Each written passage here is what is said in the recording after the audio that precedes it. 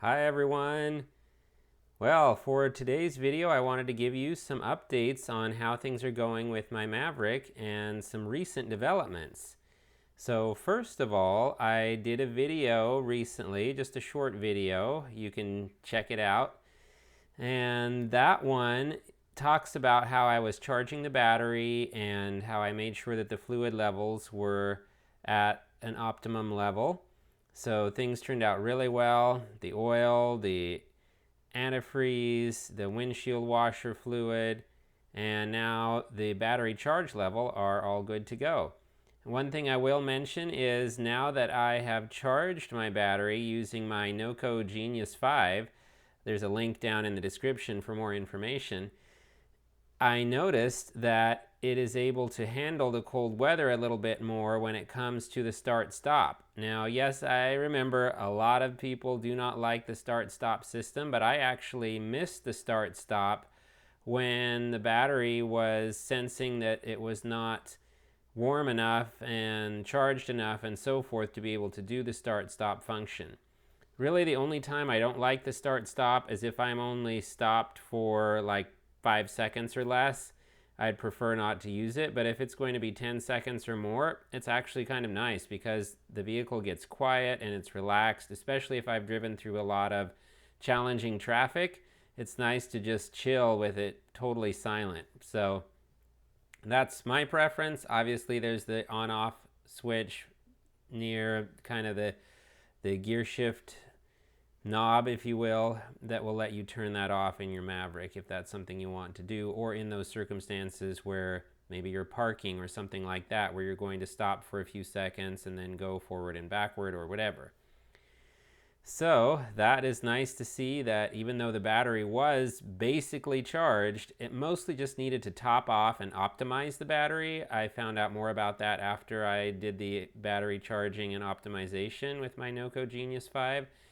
But nonetheless, I noticed after a day or two of cycling through, driving and so forth, that it seemed like the battery sensing technology in the vehicle was able to figure out that the battery had a better charge and could handle start-stop even though it was cold. In fact, I first noticed the start-stop kicking in again when it was only 35 degrees Fahrenheit, so just above freezing, of course. So anyhow, that's one development. The other development is the recall. Many of you may have heard about the recall.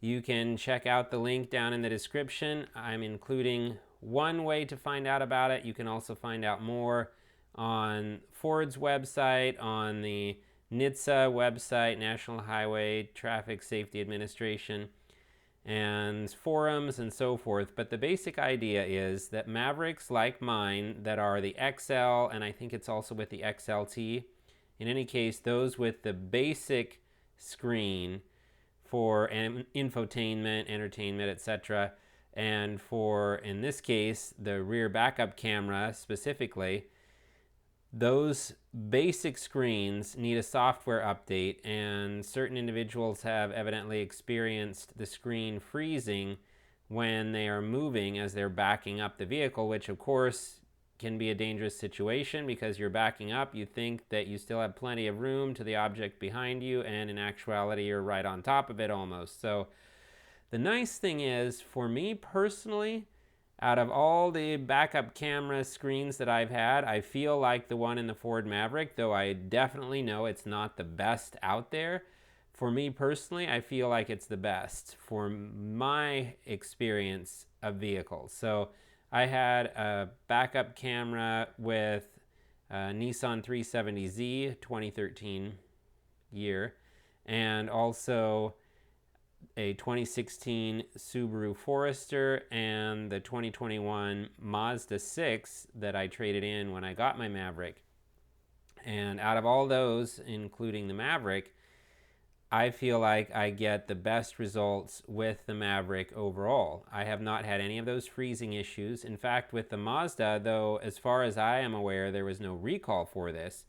But with the Mazda, it did have screen freezing issues, in my experience, quite frequently, especially toward the last. And then I did some research and I found out that I needed to perform essentially a Control-Alt-Delete function, and that cleared it right up. it was kind of funny. One time I was at work 19 miles away and backed up out of my parking spot, and then I got home and I went to back up the next time, and it was still showing the view of my parking lot at work 19 miles away, and I thought, wait a second, and I did a double take. So good news is that was just essentially solved by doing like a Control-Alt-Delete, basically pressing a few buttons at once and waiting several seconds or so, and then it was good to go. And it seemed like, from what I recall, I didn't have to do that more than once or twice, and it was fine. But until I did that, it was a little bit concerning, like, oh my goodness, what's going on here? But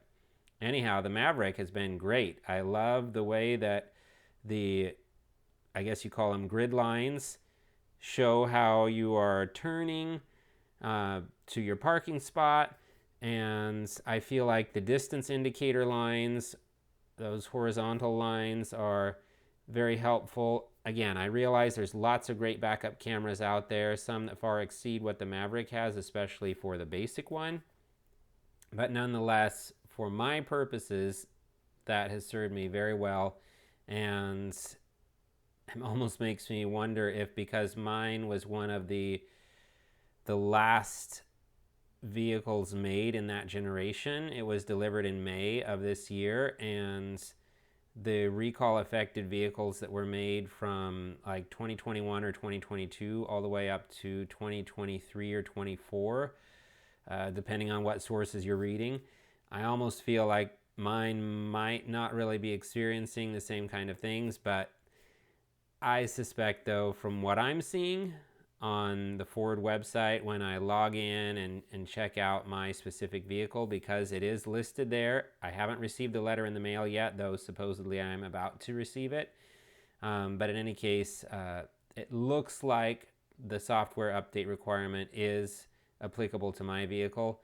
But in any case, we'll see what happens, but I'm not worried about it right now. But I would recommend anybody with the basic screen in your Ford Maverick XL, or whichever one it applies to, that you're just especially aware and cautious when you are backing up. Use your rear view camera with that in mind, and mostly rely on other things, your side mirrors, your rear view mirror, and of course looking out the back window. All right, one other thing related to that is my Subaru Forester that I had several years ago was the only other vehicle that I'm aware of that had this feature, but the Maverick also has it. And that is, you can turn on a setting so that when you start to pull out of your parking spot, you can see the rear view for a certain length of time or up to a certain speed. And you can turn that feature on or off. And it's nice because if I am pulling out of a tight parking spot and I want to turn sharply to the left or right, it's nice to be able to see, okay, I have cleared that object behind me. Now I can make a sharp turn without worrying about clipping something, clipping a vehicle or a curb or a hedge or whatever applies. So I really like that feature. And again, I've only had one other vehicle that I know of that has had that feature. Okay. I feel like that's basically all that I wanted to cover today, but I will say one or two other things, and that is I have been experimenting with trying to get the best audio that I can with my computer. It seems like with this Sennheiser microphone, like lapel mic that I have, I get fantastic audio when it's hooked up to my smartphone.